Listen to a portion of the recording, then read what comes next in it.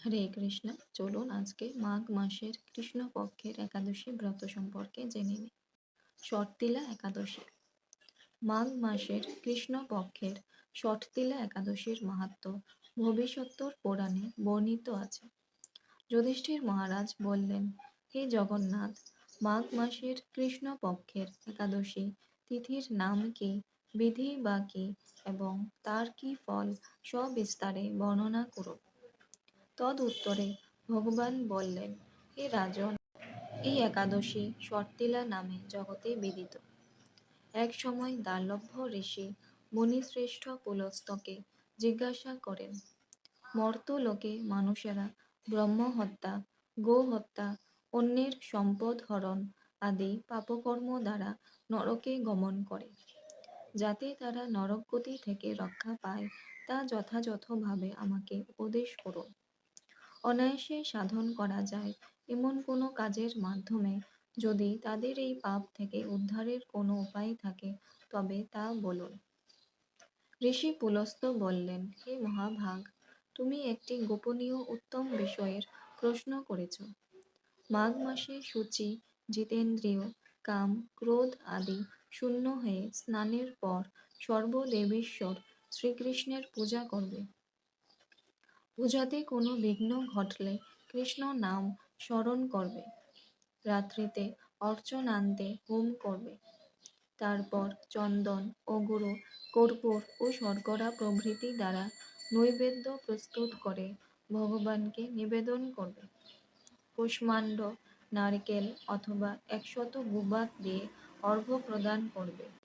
কৃষ্ণ কৃষ্ণ কৃপালুস্তম গতিনাং গতির্ভব ইত্যাদি মন্ত্রে ভগবান শ্রীকৃষ্ণের পূজা করতে হয়।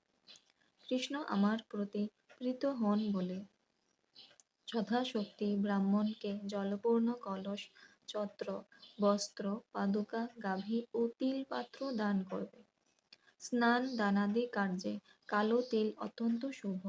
হে দ্বিজ উত্তম, ওই প্রদত্ত তিল থেকে পুনরায় যে তিল উৎপন্ন হয় তত বছর ধরে দানকারী স্বর্গলোকে বাস করে। তিল দ্বারা স্নান, তিল শরীরে ধারণ, তিল জলে মিশিয়ে তা দিয়ে তর্পণ, তিল ভোজন এবং তিল দান, এই 6 প্রকার বিধানে সর্বপাপ বিনষ্ট হয়ে থাকে। এই জন্য এই একাদশীর নাম ষটতিলা। হে যুধিষ্ঠির, এক সময় নারদও এই ষটতিলা একাদশীর ফল ও ইতিহাস সম্পর্কে জানতে চাইলে যে কাহিনী আমি বলেছিলাম তা এখন তোমার কাছে বর্ণনা করছি। পুরাকালে মর্ত্যলোকে এক ব্রাহ্মণী বাস করত।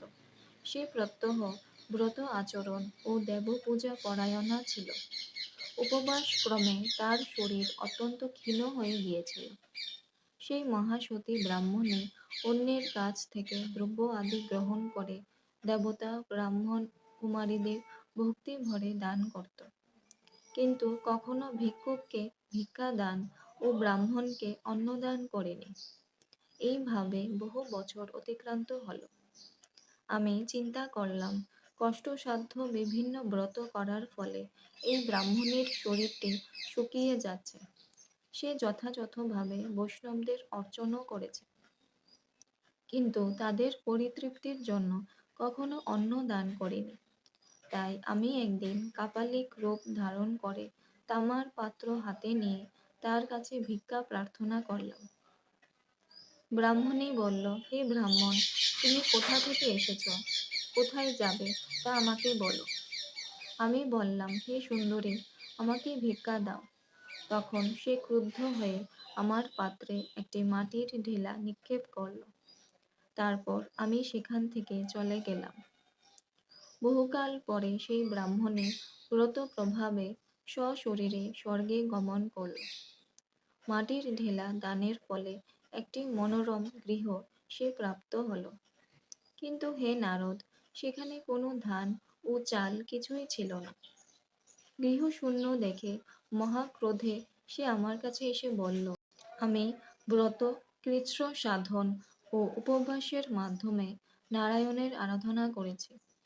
এখন হে জনার্দন, আমার গৃহে কিছুই দেখছি না কেন? হে নারদ, তখন আমি তাকে বললাম, তুমি নিজ গৃহে দরজা বন্ধ করে বসে থাকো। মর্তলোকের মানবী সশরীরে স্বর্গে এসেছে শুনে দেবতাদের পত্নীরা তোমাকে দেখতে আসবে, কিন্তু তুমি দরজা খুলবে না। তুমি তাদের কাছে তুমি তাদের কাছে সর্তিলা ব্রতের পুণ্য ফল প্রার্থনা করবে। যদি তারা সেই ফল প্রদানে রাজি হয়, তবেই দরজা খুলবে। এরপর দেবপত্নীরা সেখানে এসে তার দর্শন প্রার্থনা করল।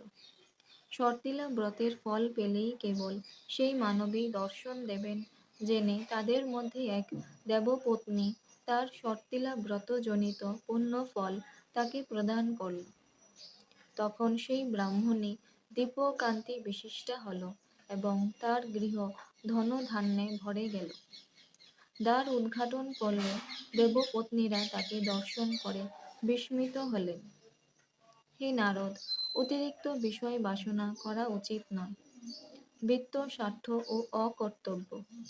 নিজ সাধ্য মতো তিল, বস্ত্র ও অন্ন দান করবে। সর্তিলা ব্রতের প্রভাবে দারিদ্রতা, শারীরিক কষ্ট, দুর্ভাগ্য প্রভৃতি বিনষ্ট হয়। এই বিধি অনুসারে তিল দান করলে মানুষ অনায়াসে সমস্ত পাপ থেকে মুক্ত হয়। হরে কৃষ্ণ।